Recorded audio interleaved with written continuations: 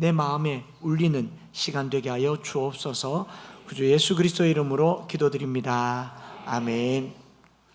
할렐루야. 오늘 저와 여러분들이 또 은혜라고 하는 주제로 8번째 에베소서 말씀을 나누고 있는데요, 이제 4장까지 왔습니다. 4장, 1장, 2장, 3장, 에베소서가 모두 6장이니까 딱 중간 지점에 온 것입니다. 바울 서신의 특징이라고도 할 수 있고, 바울을 이해할 수 있는 부분 중에 가장 큰 게 뭐냐면, 바울이 쓴 편지글이 전과 후가 굵직한 선이 있습니다. 전반부가 있고 후반부가 있다라는 건데, 대체로 전반부는 그 교회의 처한 상황이나 편지를 읽는 수신자들의 삶의 정황에 대한 신학적이고 성경적이며 주님의 가르치심을 전하는 교훈과 교리적인 부분들이 많습니다. 그리고 이 전반부가 끝나고 나면 편지가 끝난 게 아니라 후반부로 접어들어서 이제 실제, 이론과 실제라고 있는 적용과 삶의 부분을 다루고 있습니다. 그래서 앞에서 말한 교리가 실생활에 어떻게 적용될 수 있는가를 설명하는 거죠. 그렇기 때문에 오늘 우리가 읽은 4장 1절에 제일 먼저 뭐가 나오죠? 그러므로가 나오잖아요. 그러므로라는 말은 앞에서 이렇게 말했기 때문에 이제라는 말로 해석될 수가 있겠죠. 이 다른 서신서들에도 거의 비슷합니다. 바울의 편지가 한참 신학적인 부분을 얘기하다가 그러므로라고 한 말은 앞에 걸 받아서 어떻게 살 것인가에 대한 이론 부분인 것이죠. 그 중에 제일 대표적인 게 로마서죠. 로마서는 이방인들에게, 개인과 인생에게 임하는 구원의 은혜가 믿음으로 말미암아 의롭게 되는 그 복음의 능력이 유대인에게나 헬라인에게나 차별이 없는 그 복음의 이야기를 구원의 능력으로 말하고 있죠. 11장까지 그렇게 로마서를 얘기하다가 로마서 11장 마지막에 보면 로마서의 거의 결말과 같은 그런 부분들이 기록되어 있습니다. 송영과 찬양을 하고 기도를 하는 겁니다. 로마서 11장 36절에 이렇게 되어 있죠. 이는 만물이 주에게서 나오고 주로 말미암고 주에게로 돌아갑니다. 그에게 영광이 세세에 있을지어다. 아멘. 끝이잖아요. 그럼 아멘 하면 끝나야 되는데 12장으로 넘어가서 그러므로로 넘어가는 거죠. 그러므로 형제들아, 내가 하나님의 모든 자비하심으로 너희를 권하노니 너희 몸을 하나님이 기뻐하시는 거룩한 산 제물로 드리라. 이는 너희가 드릴 영적 예배니라.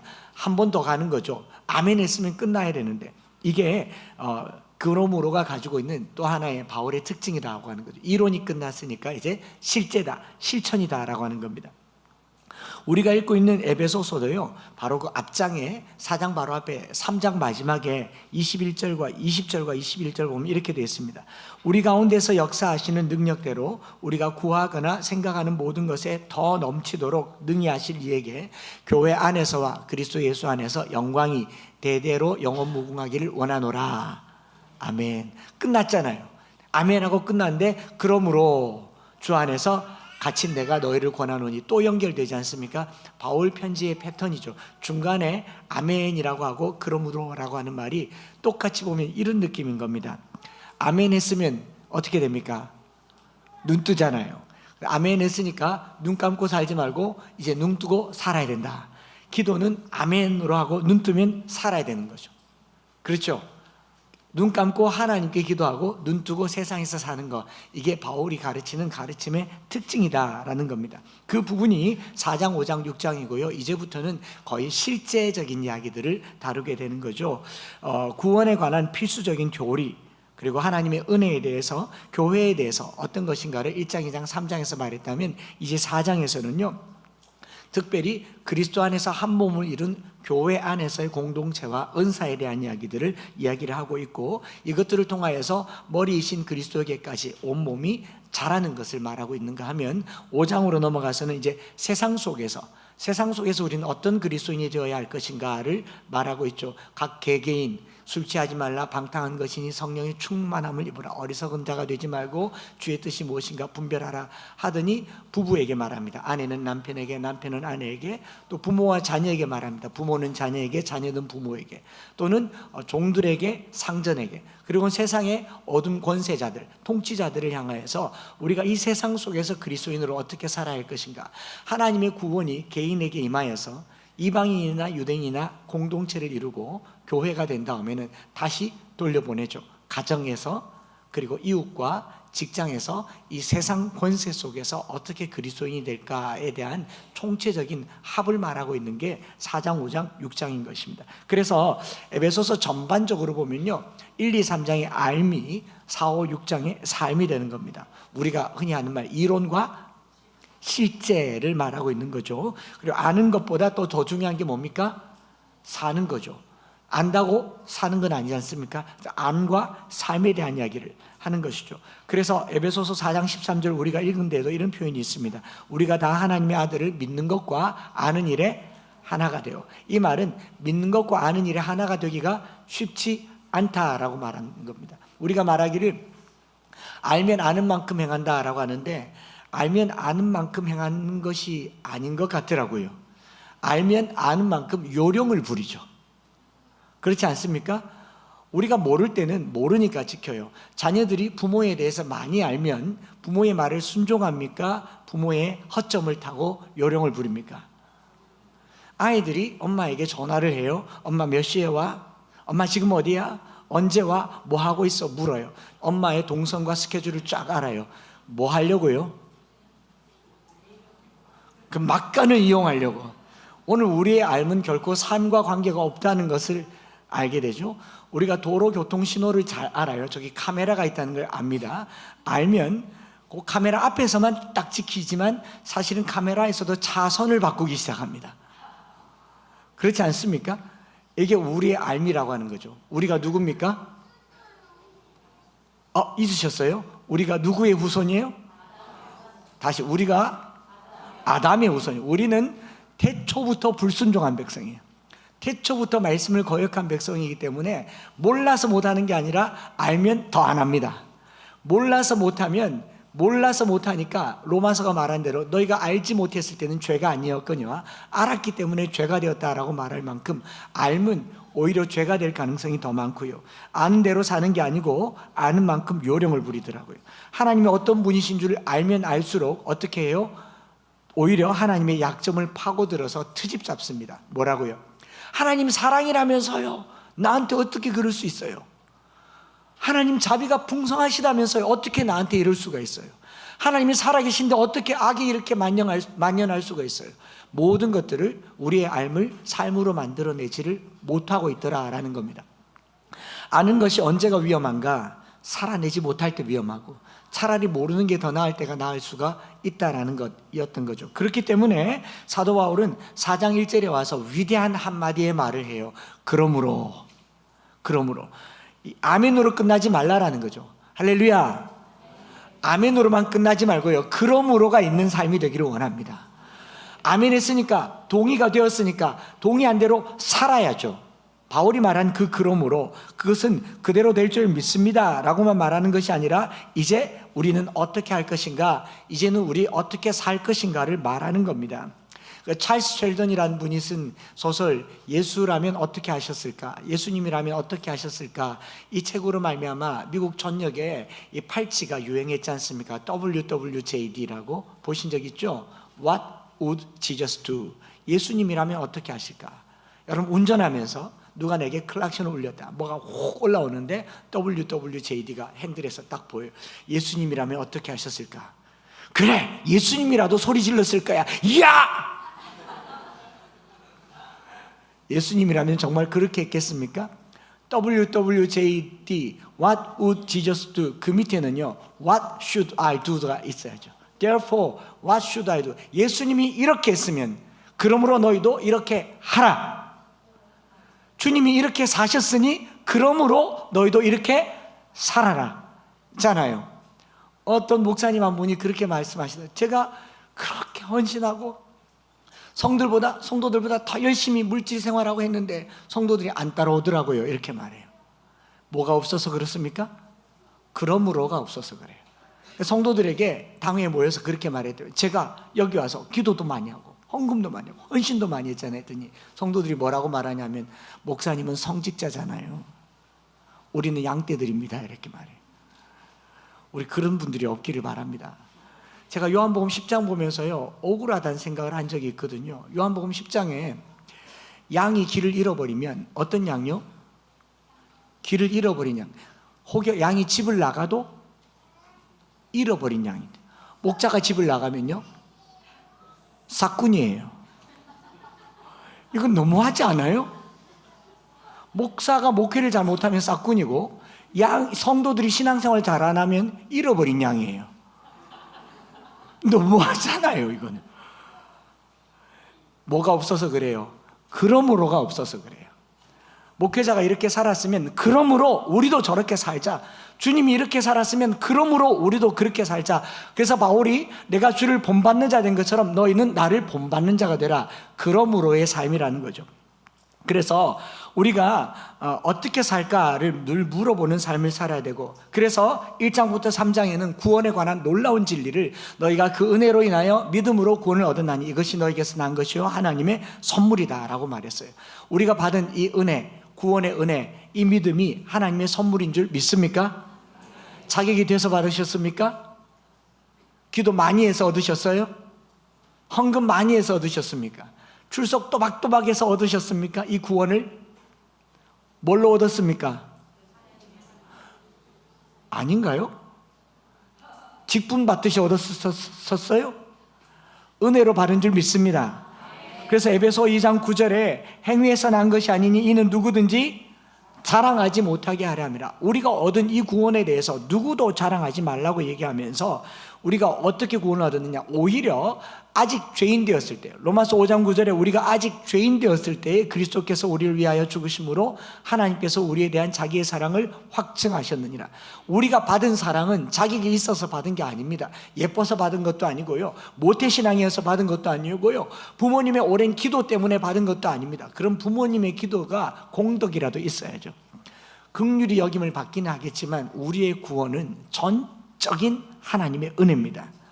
이 은혜에 인간의 조그만한 호리만큼이라도 공로가 들어간다면 그 은혜는 값싼 은혜, 싸구려 은혜가 될 거예요. 우리의 은혜는 주님 주신 값비싼 은혜, 피로 값을 주고 사신 은혜인 줄 믿습니다. 그래서 이 은혜를 전적인 행함이 아닌 은혜로 받았다라는 것을 우리가 믿지 않으면 우리 은혜를 값싸게 만드는데, 종교개혁가였던 마틴 루터가 이 부분 때문에 종교개혁이 시작된 겁니다. 우리가 죄사함을 은혜로 받았고 용서함을 받았으면 이 죄를 이겨야 되는데 왜 못 이기는가?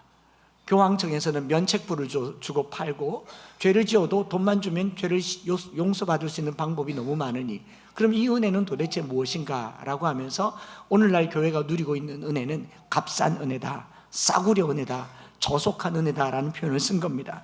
거저받은 은혜를 거저받은 사람이 죄사함의 은혜를 누리고 살면서 죄를 계속 짓는 행위는 그 은혜를 값싸게 싸구려로 만드는 것이고, 이것 때문에 종교개혁이 시작된 겁니다. 여러분, 이런 은혜는 어디 가면 누릴 수 있느냐 하면요, 청송교도소 가면 누릴 수 있어요. 오늘날 우리가 복음이라고 하는 말을 뭐라고 이해하냐면, 죄사함을 받으면서 나도 죄인이었다, 당신도 죄인이다, 우리 모두가 죄인이니 서로 용서하고 용납하고 지내자, 이거 복음 아닙니다. 이런 복음은 교도소에 가면 많아요. 청송교도소 가보세요. 니는 우야하다 왔노? 뭐 사람을 어떻게 상해를, 아이고야 네가 잘못 걸렸네, 다음에 나가면 내가 변호사 소개시켜 줄게.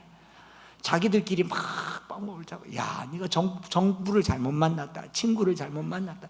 거기 가면요, 위로와 격려와 은혜가 넘쳐요. 눈물도 나요. 화원교도소 가보세요. 죄인들끼리 위로하는 게 복음이 아닙니다. 복음은 죄를 용서하시는 주님 앞에 다시 죄를 짓지 않도록 그 죄사함의 은혜가 얼마나 큰지를 날마다 깨닫는 게 복음이에요. 그래서 복음은 죄를 끊어버리는 능력이지, 죄를 허용하고 죄를 수용하고 괜찮다라고 말하는 게 복음이 아니에요. 나도 죄인이니 너도 죄인이다, 그 복음 아니라고요. 나는 이제 죄를 짓지 않으니 너도 죄를 짓지 마라, 그래야 복음 아닙니까? 은혜를 헛되게 받은 겁니다. 은혜를 아멘하고만 받았고 그러므로 살아내지를 못했기 때문에 복음이 값싼 게 된 거예요. 보네퍼라고 하는 목사님도 이런 표현을 썼어요.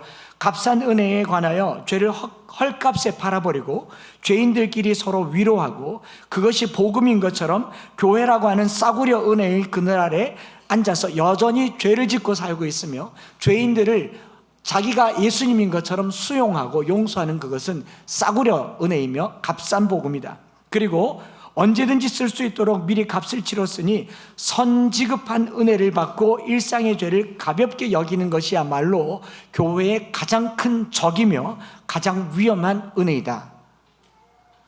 예수님께서 2000년 전에 미리 죄값을 다 치러놨으니까 오늘 우리는 죄를 지어도 괜찮다. 이게 교회의 가장 위험한 적이라고 말하고 있습니다. 오늘 우리 안에 죄가 용납되는 것이 아니라 용서받는 거예요. 그 용서는 다시 죄를 짓지 말라라고 하는 주님의 자비하심에 근거하는 겁니다.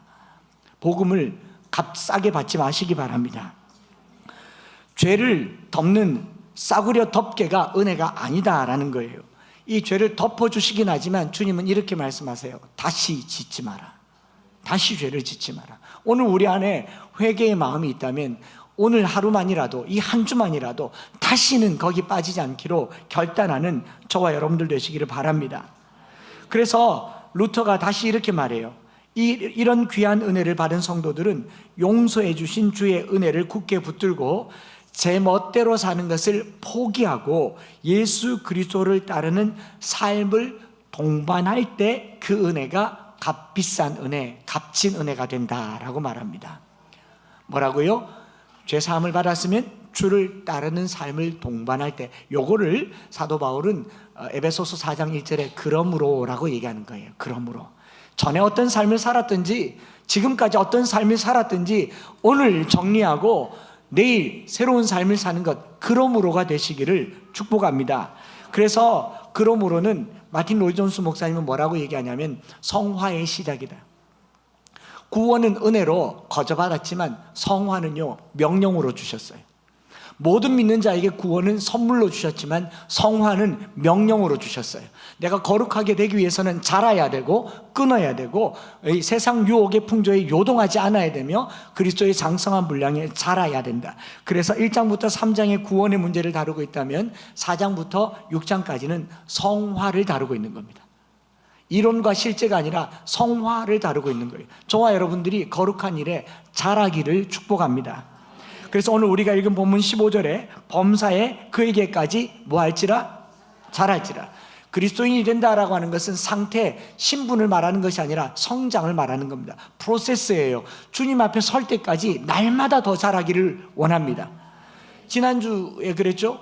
제가 지난주에 그랬나요? 제가 더 자라기를 원합니다. 저는 내년에 더 좋은 목사가 될 거고 후년에 더 괜찮은 목사가 될 거고 제 말년에는 꽤 괜찮은 설교자가 될 것입니다 했더니 박수 쳐주시더구만요. 이제 여러분들에게 권면합니다. 잘합시다. 옆 사람에게 내년에 더 괜찮아질 거예요. 이렇게 말하세요. 주님 앞에 설 때는 기가 막힌 사람이 될 거예요. 할렐루야. 주님과 같이 되려고 애를 쓰는 게 성도의 삶인 줄 믿습니다. 그래서 16절에 그 몸을 자라게 하여 사랑 안에서 스스로 세운다.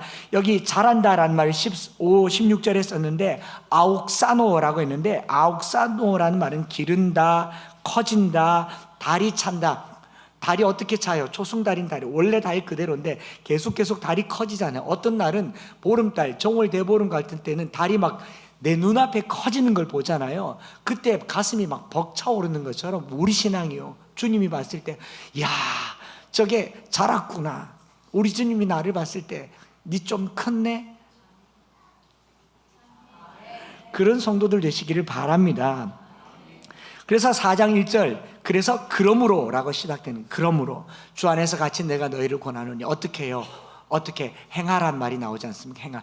행하라. 이건 율법이 아니에요. 구원을 받았으니 그 부르심에 합당하게 행하라라고 하는데 이걸 가지고 한 3가지 정도 우리가 묵상하면서 기도 제목을 삼아 보려고 하는데요. 첫 번째가 뭐냐면요, 부르심을 받은 일에 합당하게 행하여 부르신 분이 누구신지 알아야 됩니다. 누가 우리를 불렀습니까? 1번 한창수, 2번 순장, 3번 옆집 아저씨. 누가 불렀어요? 4번 예수님, 주님이 불렀습니다. 이 칼레오라는 말은 명하여 부르다는 말인데 특별히 누구의 이름을 불러서 부른다라는 겁니다. 우리가 부름을 받았을 때 누가 나를 불렀는 줄을 늘 인식하면서 하시기 바랍니다. 예배당 문 열고 들어올 때 여러분 자기 발로 왔다고 생각하시면 내가 온 교회지만 주님이 불러서 왔다고 생각하면 여기는 남다른 곳이 될 줄 믿습니다. 우연이라도 지나가다가라도 들렀으나 오늘 이 자리가 주님이 불러서 앉아있는 자리라고 생각한다면 사뭇 다르게 될 줄 믿습니다. 그래서 부르신 그 일이라고 하는 그 일도 헬라말로 그 클레시스라고 하는데, 클레시스 좀 우리말로 뭐 이해가 될 만한 게 있죠. 클래스란 말의 어원이에요. 주님이 불렀으니 우리는 클래스가 다르죠. 클래스가 다르는 거예요. 클래스란 말은 선생님이 이 학습을 만들어 놓고 학습할 사람을 불러서 오는 걸 클래스라고 하잖아요. 클래스라고 하잖아요. 우리의 클래스는 클래스가 다른 클래스가 되는 줄 믿습니다. 누가 불렀어요? 주님이 불렀어요. 주님이 불렀어요. 지난주에 화요일 날, 이번 주 화요일이죠. 이번 주 화요일 날 저희가 지금 서울에서 분당 우리 교회 그 드림센터에서 성남 지역에 있는 성남노회의 목사님들과 사모님들 대상으로 성경 암송학교를 하고 있습니다. 목사님들께서 4주 동안 109절을 암송을 하는 걸 자청을 하셨어요. 그래서 노회 교육부에서 암송학교를 여는데 굉장한 일이 일어난 거죠. 목사님들이 암송하는 것은 쉬운 일이 아닙니다. 일도 많고 읽을 것도 많고 할 것도 많은데 제일 안 하는 게 누구겠습니까? 대답하지 마세요. 대답하지 마세요. 그러니까 목사님들이 암송학교를 한다니 너무 기쁘고, 그래서 첫 주 암송학교를 해서 말씀 암송에 대한 여러 신학적인 성경적인 이론들을 설명을 하고, 이제 둘째 주에 지난 화요일 날 올라가는데 노회장 목사님이 전화가 오셨어요. 목사님, 여기 분당 우리 교회 담임 목사님께서 오늘 마치고 차 한잔 하자고 하십니다. 제가 지난 화요일 날 여기 경북로에 옥계교회에서 경북로에 교사 부흥회가 7시에 있는데 그 목사님들 암송학교가 4시에 마치거든요. 4시에 마치고 여기 7시에 기차 수소, 성남에서 차로도 시간이 안 되고 수소까지 갔다 와도 안 되고 기차표를 4시 반에 끊었기 때문에 쏜살같이 수소역으로 가야 되는데 이찬수 목사님이 3시 반에 만나자고 하십니다. 딴 사람이 만나자고 하면 제가 시간 된다 하겠습니까? 안 된다고 하겠습니까? 그날 저녁에 집회가 있으니까 뭐 달리가 아니라, 그런데 제가 30분 시간 됩니다. 근데 그분이 저랑 30분간 있을 일도 없을 만큼 바쁜 분이잖아요. 어쨌든 제가 좀 어깨 힘 딱 주고 30분 시간 됩니다. 그리고 이제 들어갔어요. 들어가니까 그 대기실이 있고 접견실에 잠깐 기다리니까 1분도 안 돼서 목사님 오셔서 환영해서 맞아주시는데 그 목양실에 막 책들이 막 여기저기 그냥 날아다니더라고요. 소파에 앉을 자리가 없어요. 얼마나 책 속에 파묻혀 살고 말씀 준비하고 살고 그냥 허름한 티셔츠 하나 입고 그냥 달려와서 반갑게 맞아주시는데 첫 마디가 뭐냐면, 아이고 우리 목사님 대구에서 이렇게 매주 와서 너무 고맙습니다라고 말하는데, 저는 누가 더 고맙습니까? 저를 보면서 몇 가지 접점을 찾으려고 계속 봤대요. 저는 접점이 있다는 거 알아요. 대구 출신이죠. 그리고 경북대학교 다니다가 유학 가셨죠. 서교회, 서성로교회 바로 앞에 있죠. 그리고 닮았잖아요. 그래서 제가 접점을 많이 가지고 갔는데 목사님은 접점을 잘 못 찾으시더라고요. 그래서 제가 잘 설명해 드렸어요. 그런데 어쨌든 사진도 찍고 뭐 왔는데 좋았겠습니까? 안 좋았겠습니까? 좋았으니까 이렇게 설교 중에 말하죠. 문을 열고 나오는데 내 마음에 만약에 우리가 천국 가기 전에 한 번이라도 이 땅에 살면서 단 한 번이라도 우리 주님께서 한 목사 나랑 커피 한잔 하자, 나랑 30분만 좀 만나자, 그리고 만나서 너 대구에서 목회한다고 참 애쓴다, 그런 말 한마디 들으면 얼마나 좋겠어요. 여러분, 한국교회 훌륭한 목사님이 저 같은 사람 하나 불러도 이렇게 좋은데, 우리 주님이 기도하다가 내 기도하는 자리에 오셔서 그 음성으로 나 좀 보자, 너 참 수고한다, 그 말 한마디 들으면 얼마나 좋겠습니까? 여러분, 부르심에는요 클래스가 있어요. 동네 아저씨가 부르는 게 아닙니다. 옆집 아저씨가 부르는 게 아니에요. 우리 주님이 여러분들을 부르셨어요. 우리 주님이 여러분들을 당신의 자녀로 부르셨어요. 나 좀 보자, 나 좀 보자, 칼레오라고 불렀으니 이 부르심이 늘 감격이 되기를 축복합니다. 문을 열고 들어올 때마다요, 홀리 컨보케이션, 거룩한 소환장이에요. 민방위 훈련도 소환장 받으면 가야 되고요, 군사 훈련도 소환장 받으면 가야 되는데 주님이 저와 여러분들을 매주일 부르셨어요. 그리고 그 부르심에 대한 감격을 가지고 살아가는 저와 여러분들 되시기를 축복합니다.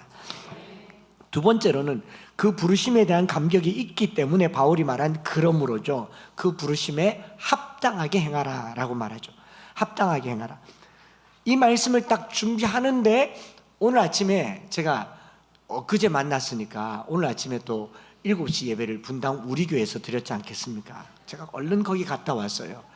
제가 보통 이제 저희 교회에서 예배를 드리면서 예배 인도만 하니까 저도 목사님 말씀을 듣고 은혜를 받고자 해서 자주 볼 때가 주일 아침 7시 분당 우리 교회 일부 예배인데, 오늘 이제 성찬식을 하면서 고린도서 말씀을 전하셨는데 뭐 전혀 맥락이 없는데 갑자기 인용 본문에 에베소서 4장 2절 3절이 자막으로 확 뜨더라고요. 얼마나 좋았겠습니까? 우리가 설교한 본문이 거기 인용 본문으로 나왔다. 그것도 좋아요. 그래서 제가 혼자 이랬어요. 역시 우리 교회 목사님이다. 우리 교회 목사님 맞잖아요. 분당 우리 교회 목사님. 그 말이 뭐냐, 모든 겸손과 온유로 하고 오래 참음으로 사랑 가운데서 서로 용납하고 평안에 매는 줄로 성령이 하나 되게 하신 것을 힘써 지키라. 이게 바울이 말한 이 부르심, 그 뒤에 연결되어 있는 전부예요. 이것만 묵상해도 이 한 주간 내가 뭘 하고 살아야 될지 느낌이 확 옵니다. 사전을 찾아봤거든요. 바울이 특별히 어떤 실천적인 이야기를 할 때 고린도전서 13장에 사랑을 15가지나 말하고 있지 않습니까? 여기서도 한 몸을 이루어서 그리스도 안에서 장성한 분량에 살아가야 될 한 4가지 정도를 바울이 꼭꼭 집어서 얘기하는데, 이거 깊게 묵상해 봐야 돼요. 모든 겸손, 이 모든이 다 걸리는데, 겸손, 제가 바오어 사전에 찾아봤더니 겸손, 이 티페이노 프로시네라는 말은요, 공통점이 뭔지를 한번 들어보세요. 다른 사람을 자신보다 먼저 고려함, 또는 다른 사람 때문에 내 마음의 굴욕을 감당함을 겸손이라고 얘기하는 겁니다. 저는 괜찮아요가 아니고 다른 사람을 위해서 내가 수치를 당하고 부끄러움을 당하고 굴욕을 당하는 걸 겸손이라고 말한다. 쉽습니까? 어렵겠죠. 온유, 프라우테스라고 하는 말은 온순하다, 잘 길들여졌단 말인데, 여기도 자신의 중요성을 거부하고 다른 사람에게 예의를 갖춤, 다른 사람에게 예의를 갖추는 걸 겸손이라고 해요. 오래 참음으로 사랑 가운데 서로 용납하고, 오래 참음이란 말은 고린도전서 13장에도 나옵니다. 마크로티메아라고 합니다. 마크로티메오란 말은 천천히 화를 낸다, 혹은 천천히 끌어오른다. 자아의 만족과 도발을 거부하고 타인을 향하여 오래 참는다. 다른 사람을 위하여 오래 참는다. 꿋꿋하다, 관용한다, 이렇게 쓰여 있습니다. 그 다음에 4번째로 사랑 가운데 서로 용납함. 여기도 귀찮거나 힘들더라도 다른 사람의 유익을 배려하는 거, 이렇게 말합니다. 아네코마라고 말하는데 에코 말인데, 에코의 과 관련된 말인데, 다른 사람이 나를 귀찮게 하더라도 그거를 배려해서 다 받아들인다. 이것도 견딘다, 용서한다. 자, 겸손, 온유, 오래 참음, 사랑 가운데 용납하는 거, 공통 단어가 뭐가 나옵니까? 다른 사람을 생각하는 거. 바울이 왜 이 말을 썼겠습니까? 이방인과 유대인이 하나가 되어 한 몸이 되어 그리스도 안에 몸을 이루고 지체가 되는 게 쉽습니까? 어렵습니다. 어려우니까 뭐하라? 겸손하라, 온유하라, 오래 참으라, 사랑 가운데 용납하라 라는 말의 공통적인 특징은 다른 사람을 위하여 네 자아가 실종되라, 다른 사람을 위하여 너는 죽어라, 다른 사람을 위하여 너는 사라져라. 이게 바울이 말하는 이 성령이 하나 되게 하신 것을 지킨다라는 말입니다. 제가 찾아보니까요, 이 말을 했던 1세기 당시에 이 로마 시대 때의 겸손이란 말은요, 낮은 비천한으로 표현되었으며 치명적인 약점이라고 되어 있어요. 로마 시대의 겸손이란 말. 겸손하면 안 되는 시대입니다. 내 강함을 자랑하고 내 강함으로 누군가를 지배해야 되는 사회. 그리고 그리스의 스토아 철학자 에픽테투스라고 하는 사람은 이렇게 말했어요. 겸손은 악덕의 목록이다.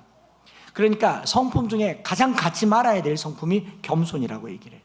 그런데 이 겸손을 누가 제대로 제자리를 잡았느냐? 예수님이 나는 마음이 온유하고 겸손하니 나의 멍에를 메고 내게 배우라. 그리하면 너희 마음이 쉼을 얻으리니. 이는 내 짐은 쉽고 가벼움이라. 주님이 겸손과 온유를 가르쳤지 않습니까? 결국 바울이 이야기하는 모든 이야기는 예수님인 거죠. 예수님을 닮고 예수님처럼 살아가라. 이게 바울이 이야기하는 그 행함인 겁니다. 그 목적이 뭐죠?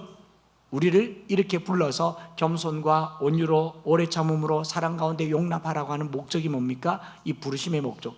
이게 바로 3절에 나와 있습니다. 같이 한번 읽어볼까요? 시작. 평안에 매는 줄로 성령이 하나 되게 하신 것을 힘써 지키라. 힘써서 지켜야 할 만큼 쉽지 않은 게 성도들의 모임이고 교회라고 하는 거예요. 우리가 다 은혜 받으려고 하지만요, 모여보면 은혜 받는 날이 많습니까? 상처받는 날이 많습니까? 상처받는 날 조금 있습니다. 은혜 받는 날 많고요. 그런데 바울이 말하는 평안에 매는 줄로 성령이 하나 되게 하신 것을 힘써 지키라. 이 스푸다조라고 하는 힘써 지킨다라는 말은 성실하게, 부지런하게 애를 써서 노력해서 연구해서 이렇게 지켜보라라고 말하는 거죠. 저 이 말씀 이렇게 묵상하면서 여기 제가 이렇게 썼어요. 성도든지 사람들이든지 하나가 되려면 목표가 같으면 됩니다. 목표가 뚜렷하면 되잖아요. 목표가 뚜렷하면 하나가 돼요. 군인이 작전 중에는 하나가 됩니다. 그렇죠? 전쟁 중에 하나가 돼요. 주적이 누군지 분명하기 때문에, 싸워야 될 적이 있기 때문에. 군대 생활은 전쟁이 어려운 게 아니에요. 훈련이 어려운 게 아닙니다. 어디가 어렵습니까? 내무반 생활이 어려워요.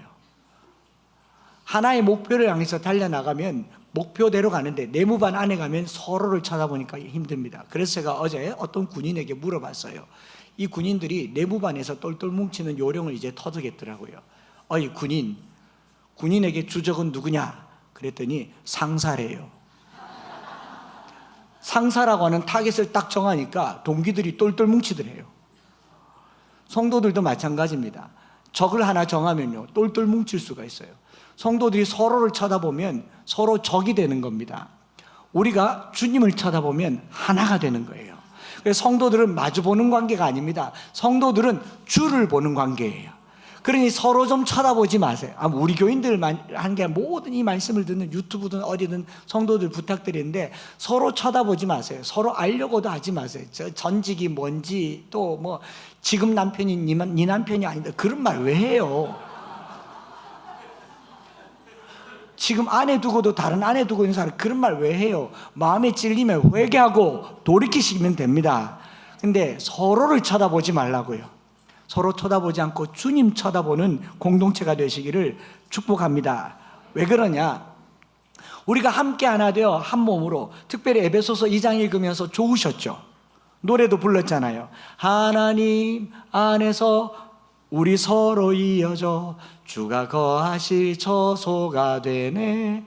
모퉁이 돌 대신 예수와 하나 되게 하신 성령 안에 함께 지어져 가네. 제가 이 말씀 묵상하면서 이렇게 봤는데 다 재료들이잖아요. 이 재료들이 쓸만한가를 봤더니 다 재활용품들이더라고요. 기요 아니요. 다 저 교회에 박혀있던 돌 여기 와 있고. 기요 아니요. 제가 그냥 웃으면서 말하지만 심각하게 들으세요. 저 교회 기둥 같은 거 뽑아서 여기 꽂혀 있고. 기요 아니요. 제가 이 말씀 들으면서 무슨 생각했냐면, 하나님 여기에 많은 성도들이 와서 은혜를 받고 함께 하나 되어 성전이 되는데 우리 교회 되겠다고 다른 교회가 무너질 수는 없습니다. 이 재활용품 재료들이 잘 활용되어서 우리 교회뿐만 아니라 한국 교회를 살리는 책임 있는 교회가 되기를 원합니다. 특별히 여러분 교회를 찾아서, 은혜를 찾아서 여기까지 왔다면 이제 이 엠마오 교회에서 여러분 지나온 교회를 축복하면서 기도하셔야 됩니다. 그 교회들을 위해서 기도해야 됩니다. 그 교회들이 살도록 기도하셔야 됩니다. 나조차고 사는 게 아니어야 된단 말이죠. 다른 사람을 위해서 살아야 되고, 우리 교회도 우리 교회조차고 다른 교회 비난해서도 안 되고, 내 목회가 옳다고 다른 목회 비난해서도 안 되고, 함께 하나 되어 한 몸이 되어 하나 되게 하신 것을 힘써 지키는 저와 여러분들 되시기를 축복합니다. 이게 하나 되는 거예요. 힘을 다해야 되는 거죠. 말씀 마칠 텐데요, 제가 말씀 준비하면서 보통 찬양부터 축도까지 다 본문과 관련되게 이렇게 준비를 하는데 수요일쯤 되면 카톡이 딱딱 올라오는데 제가 그때마다 늦었다 이 생각을 해요. 어떤 카톡이 올라오냐면 우리 성가대에서 이번 주 부를 찬양이 딱 올라와요. 오늘 뭐 불렀죠? 주 안에 우린 하나 모습은 달라도 예수님 한 분만. 제가 오늘 설교하고 이 찬양 부르려고 했는데 수요일날 지휘자 선생님 먼저 올려요. 아휴 놓쳤다. 그리고 목요일이 돼서 그럼 딴 찬양을 해야지 하고 찬양곡을 막 고르는데 찬양팀에서 김인중 집사님이 또 찬양한 곡 딱 올려요. 이거 내가 하려고 했는데 우린 주 안에 우리 하나 되어 뭐죠? 주를 노래할 때 주의 이름 부름 이거 내가 하려고 그랬는데 그래서 목요일 올라요. 또 놓쳤네. 그러고는 이제 그럼 이렇게 해야 되겠다. 우리는 사랑의 띠로 하나가 되었음니 해볼까요? 하나님을 사랑하고 예수님의 사랑을 널리 전하세. 한 번 더. 우리는 사랑의 띠 하나가 되었습니다. 하나가 되었습니다. 하나님을 사랑하고 예수님의 사랑을 널리 전하세. 요걸 하려고 하니까 또 너무 짧잖아요. 근데 제가 말씀드리는 건 그럼 또 하면 되죠. 근데 뭘 말하려고 하냐면요, 이거예요. 성가대 지휘자나 찬양팀이나 목회자나 다 같은 마음으로 같은 뜻으로 일주일 내도록 이 말씀을 묵상하면서 같이 찬양하고 있다는데 그렇게 좋더라고요. 저 성가대 지휘자 선생님이랑 제가 일주일에 전화 한 통 안 하는 사이입니다. 저분 저한테 문자 하나 안 해요. 목사님 이거 할까 이런 거 안 해요. 근데 성가대 단톡방에 곡이 탁 올라오는데 볼 때마다 어쩌면 이렇게 내 마음을 알아서 그 말씀으로 찬양을 준비하나 싶어요. 김인중 집사님도 아까운데 이거 빼라 이렇게 말하고 싶을 만큼 한 마음이라는 거죠. 저나 여러분들이요 정말 하나가 되었으면 좋겠습니다. 내가 생각하는 것이 이 사람이 생각하는 것이었으면 좋겠어요. 내가 뜻하는 것이 이 사람이 뜻하는 것이었으면 좋겠습니다. 함께 애를 써서 노력해서 살려면요 어떻게 하면 되느냐? 내가 죽으면 됩니다. 둘이 뜻을 합치려면요 중간 지점을 찾지 말고 내가 죽으면 돼요. 바울이 이제 이후로 계속 이런 말을 합니다. 아내에게 남편 보고 순종하라고 하죠. 남편에게 아내 보고 아내를 자기 자신을 사랑함 같이 사랑하라고 하죠. 다 자아를 죽이는 표현을 쓰고 있어요. 오늘 주님 앞에 나는 죽고 옆 사람이 사시기를 바랍니다. 그렇게 인사하세요. 당신 사시고 내가 죽겠습니다. 시작. 또요. 이렇게 우리 같이 얘기합시다. 우리 교회 죽고 한국 교회 살립시다. 여기 이름 사라지고 한국교회 살면 잘하는 겁니다. 주님이요 어느 날 여러분들 불러서 커피 한잔 할 겁니다. 커피 한잔 하자 할 겁니다. 참 그 얘기는 꼭 해야 되겠네. 그래서 이 이찬수 목사님께서요 대구서 매주 올라온다니까 너무 기특하고 고마워서 밥을 함께 하재요. 얼마나 좋습니까?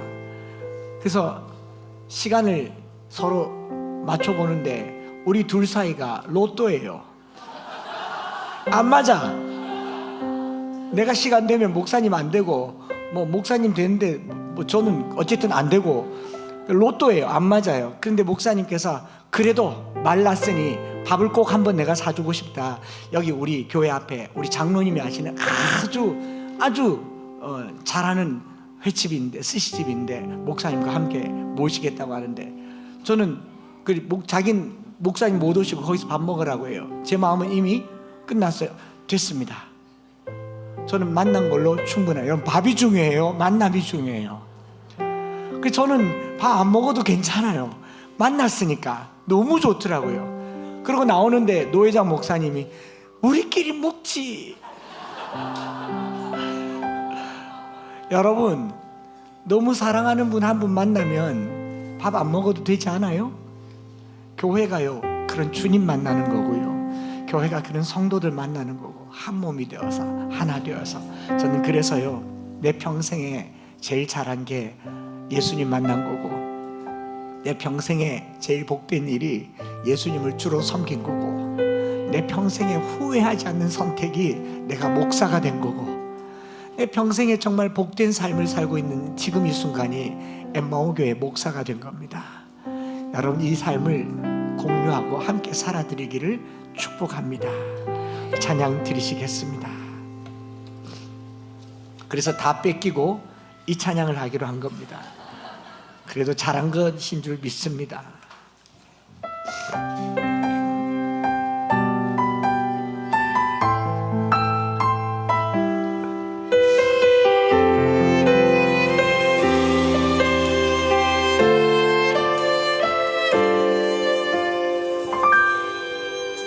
나의 평생에 가장 복된 일은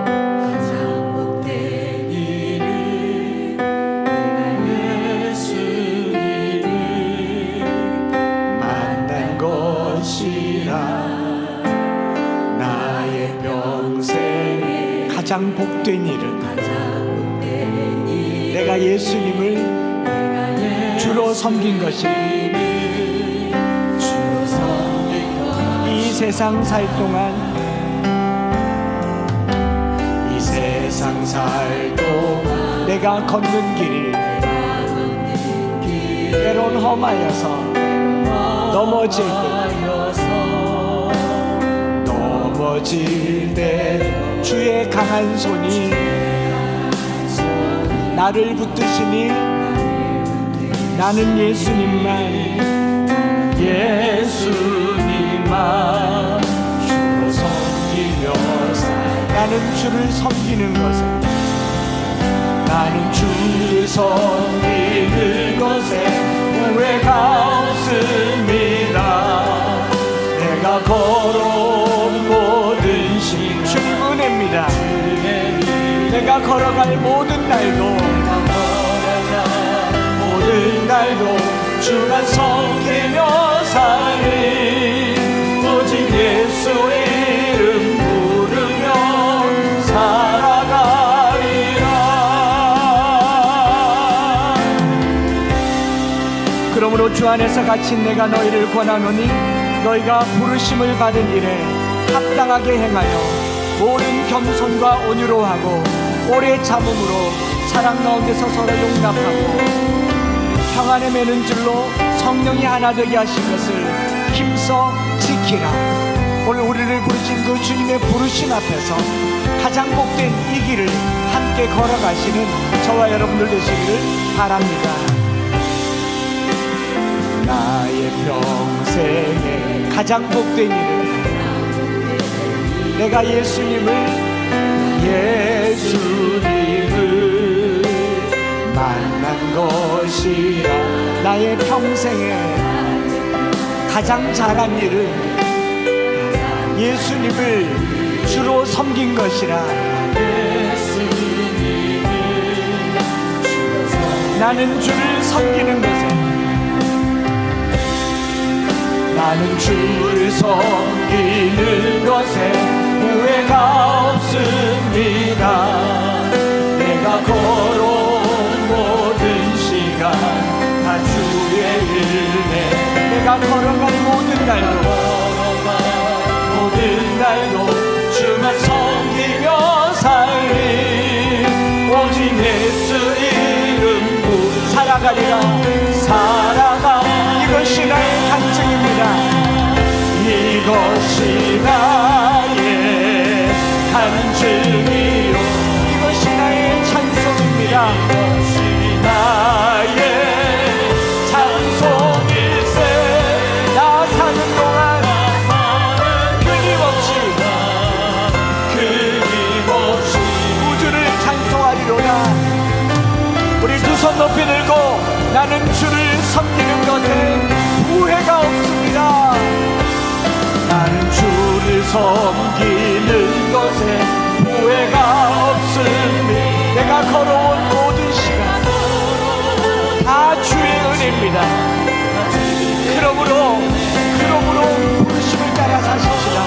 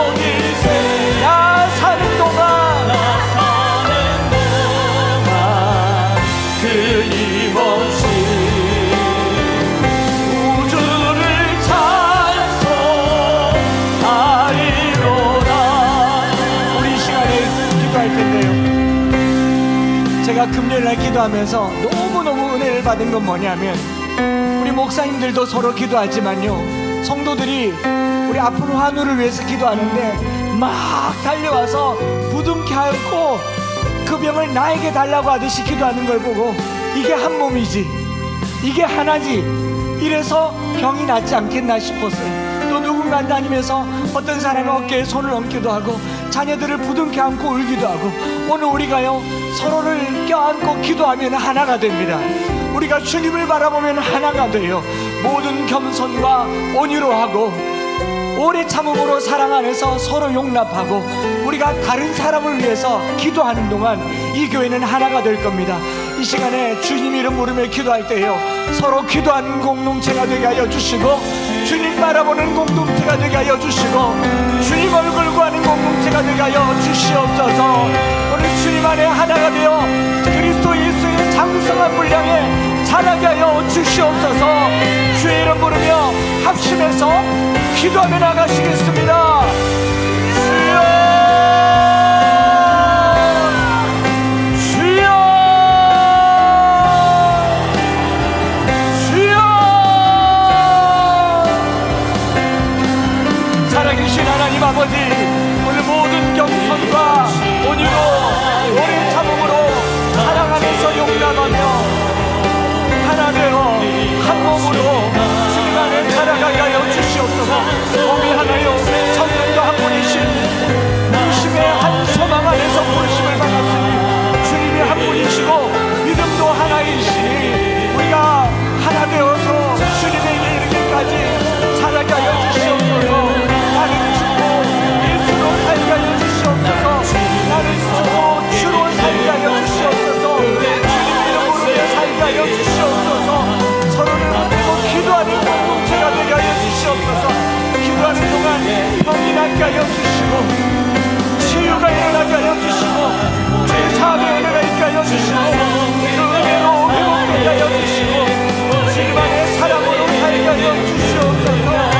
살게 하여 주시옵소서. 여기서 가슴이 일어나게 하여 주시옵소서. 아버지, 겸손과 온유로 오래 참음으로 우리를 부르신 주님, 부르심에 합당한 삶, 너희를 부르시는 그 부르심의 한 소망 안에서 부르심을 받았으니 그 부르심 따라 살기를 원합니다. 합당하게 살기를 원합니다. 주님의 이르기까지 자라게 하여 주시옵소서. 주여, 우리의 이름까지 자라게 하여 주시옵소서. 이것이 나의 간증이요, 이것이 나의 찬송일세. 나 사는 동안 힘입었지. 구주를 찬송하리로다.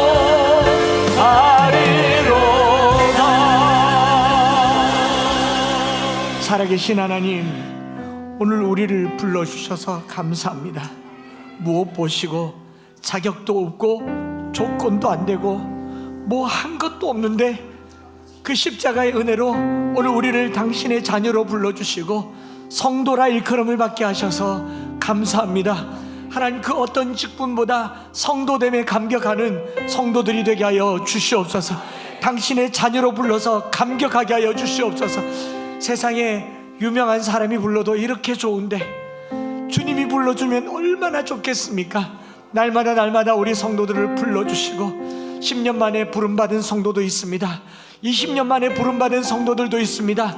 30년 만에 부름받은 성도들도 있습니다. 삶에 지쳐 발걸음 옮겨서 여기까지 불림받아 온 성도들도 있습니다. 그 감격에 젖어 살게 하여 주시옵소서. 그 부르심에 합당한 삶을 살게 하여 주시옵소서. 겸손과 온유로 오래 참음으로 인내로 나보다 남을 낮게 여기며 사랑하며 겸손하며 섬기며 주 안에서 믿음의 장성한 분량에 자라가게 하여 주시옵소서. 하나님, 성도들이 서로의 연약함을 붙들고 기도할 때 하나됨을 느꼈습니다. 서로 손을 잡고 기도할 때 하나됨을 느꼈습니다. 주님 바라보며 봉사할 때 하나됨을 느꼈습니다. 주님 안에 하나 되어서 교회가 살게 하여 주옵소서. 뿐만 아니라 이웃교회도 살리게 하여 주시고, 대구에 있는 교회를 살리게 하여 주시고, 한국교회를 살리게 하여 주시옵소서.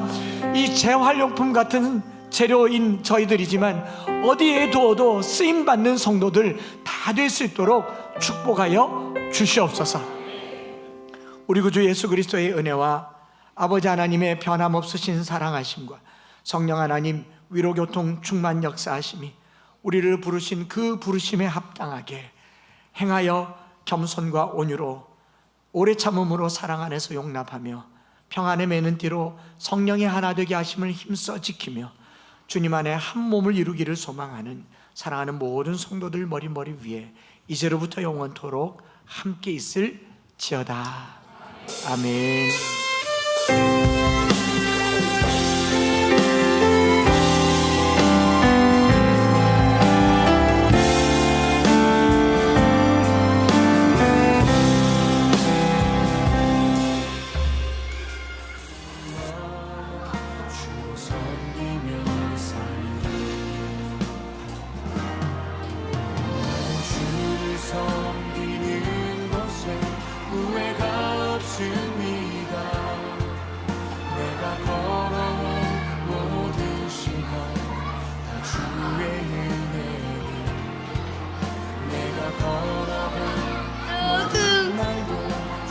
섬기며 살리 오직 예수의